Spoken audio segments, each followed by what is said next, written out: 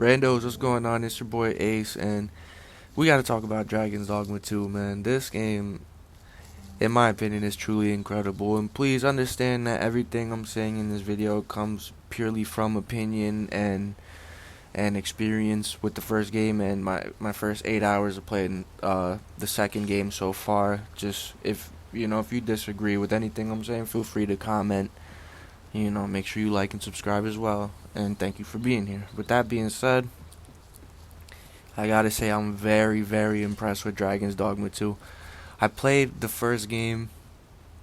It was recommended to me by my brother maybe a year or two after it came out. I didn't even know it existed. I've always been a huge fan of Capcom, and I've always loved everything, like mostly, at the very least, everything that Capcom's done, right?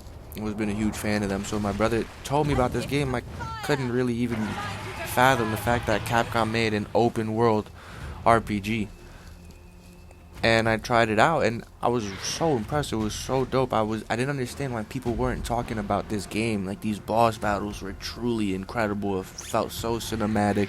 The combat was nothing groundbreaking, but the fact that you can climb bosses and sprawl over to their weak points, and it was just, in my opinion at the time, it just truly, truly impressed me. And honestly, Dragon's Dogma 2, to me, it falls no short of in impressing me in that same exact way. And I've been having a blast playing this game so far.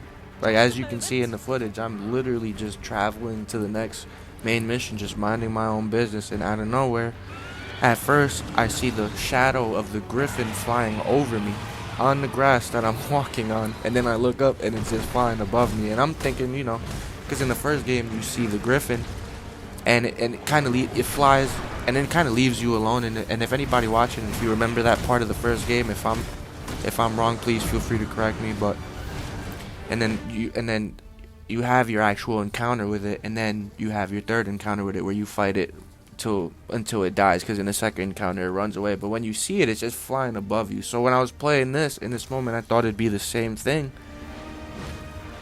Come to find out of nowhere, I hear this boss battle music, and it's incredible. It's a great soundtrack. But you guys, you know what it is when you hear boss battle music and nothing has approached you yet. You know that feeling. I don't have to explain it. Then out of nowhere, the griffin dives down, and now we're in a whole entire boss battle. And this thing is, and you're gonna see it in the footage, this thing is I'm definitely under leveled for this battle, basically. And it was extremely fun, and I was still able to pull it off. One of my favorite things about this game is the boss battles. You don't have a shortage on them. There isn't this overabundance, but you also don't have a shortage on them. A lot of these bosses you will find just traveling from mission to mission, just being in dungeons and caves and whatnot. The game has all kinds of cool creatures as boss battles. They have dragons. They have, if you're familiar with the cockatrice, that was in the first game. I think, I'm not sure. It probably is in this game. I can't say. This video is solely based on my first 8 hours, so I don't really, I haven't fully seen everything. Obviously, I have honestly barely seen anything in reality. So just please understand that as you're listening to me talk, guys. So please understand that I'm extremely early in this game still, and I have yet to see really anything. I'm just here talking about my experience during the first 8 hours. Yeah, so like I was saying, so in the first game, I know they had the cockatrice. They had, I don't know what it's called, but these creatures, they have like, the body's a lion, there's 2 goat heads on the shoulders, and then the tail's a snake. Those things are really fun to fight. Then they have, obviously, as you can see here, the griffin. They have cyclopses. They have ogres. And it just, there was other creatures. They're just not coming to mind. But really incredible ball. And from the trailers we've seen, even though I haven't seen anything yet, from the trailers we've seen, we know for a fact that we also have Titan-sized boss battles. I absolutely can't wait to see what that looks like. But even the fact that that's there is truly a leap from the vision that they had in the first game. where you get into these boss battles and they're not tight in size. They're huge bosses, but they're not tight in size, right? And you can climb them kind of like in the same, in a way, smaller scaled version of like Shadow of the Colossus, right? If anybody's familiar, anybody listening is familiar with that game, it's a game where all you do is fight these huge titan sized bosses and you climb them, climbing them.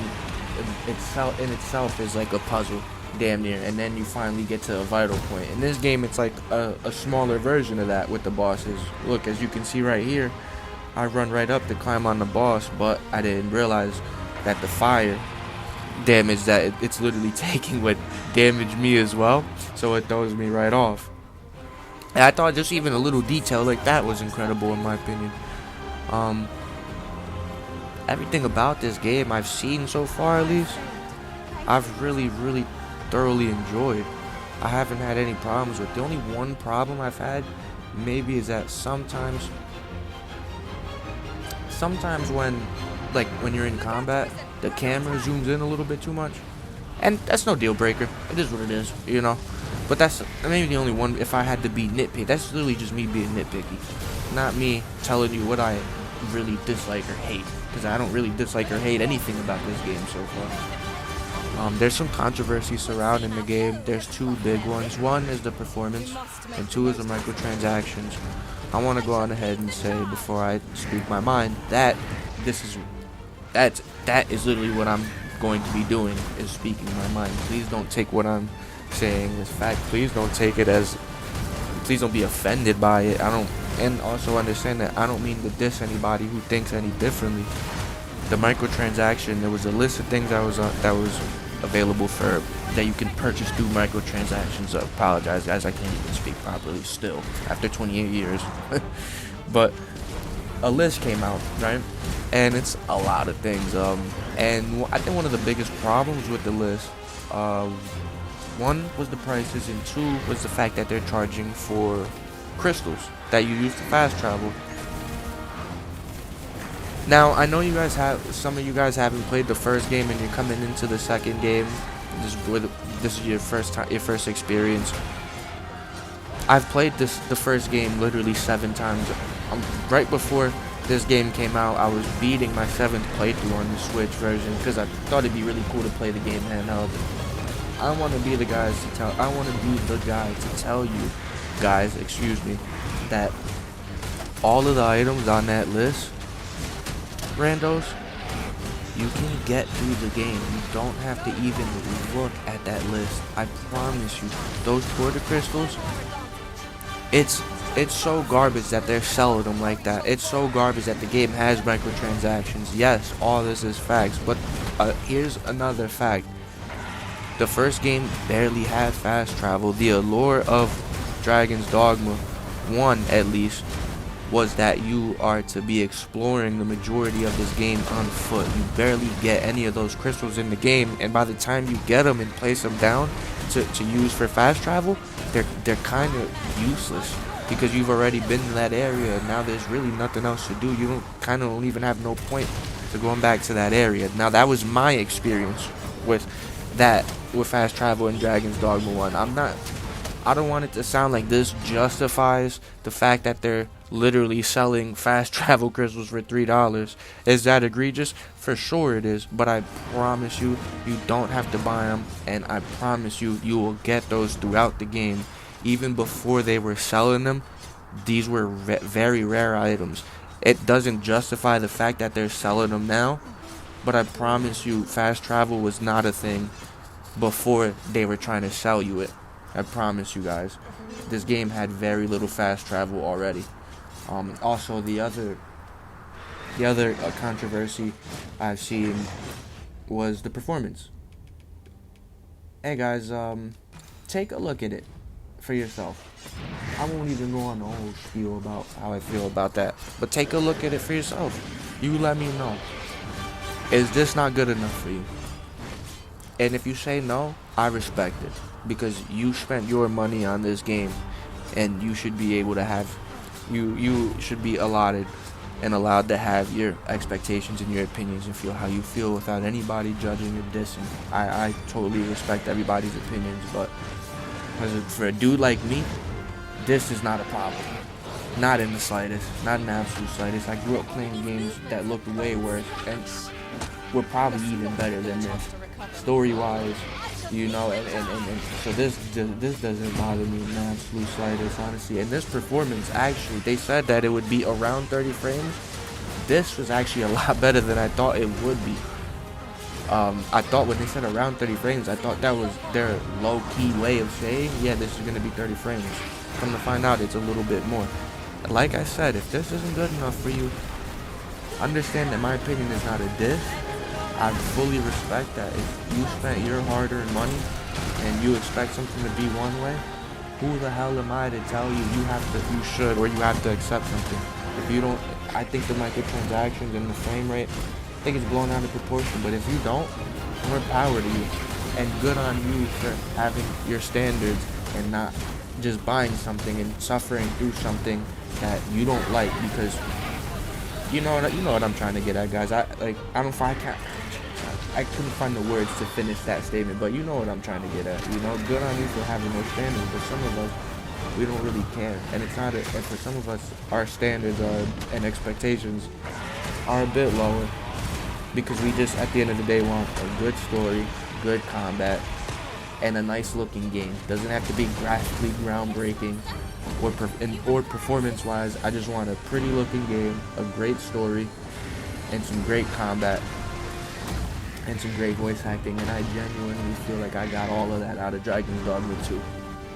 In only 8 hours, by the way. I felt like that. Me. You don't have to if you feel any differently, respect, but that's how I felt after playing the first 8 hours.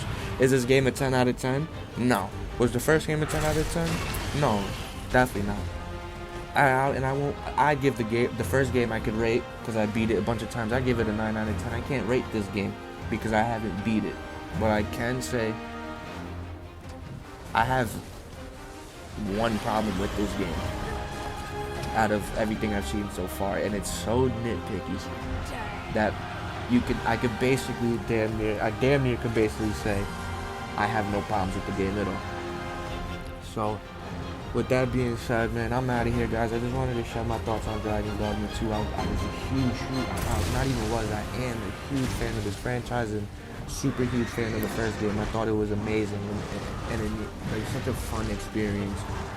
And I'm having the exact same amount of fun on the second game. And I just wanted to talk about how I feel as a super duper fan of this series. And yeah, guys, that's about it. That's all I got for you. I'm gonna let the rest of the footage roll for you guys, and you guys can make a decision for yourselves, man. Is this game good enough for me, or is it not?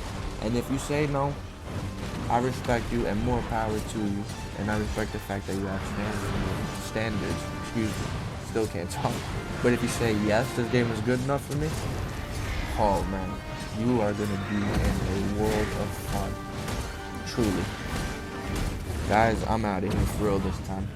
Make sure you like, comment, subscribe, and catch you on the flip side.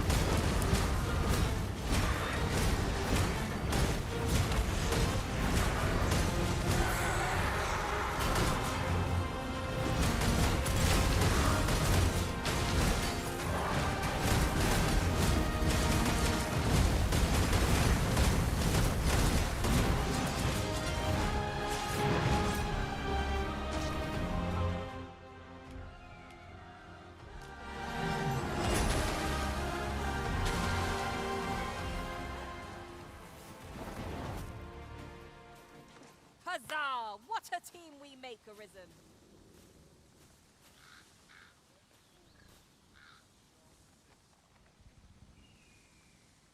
Ox carts make for relatively safer travel.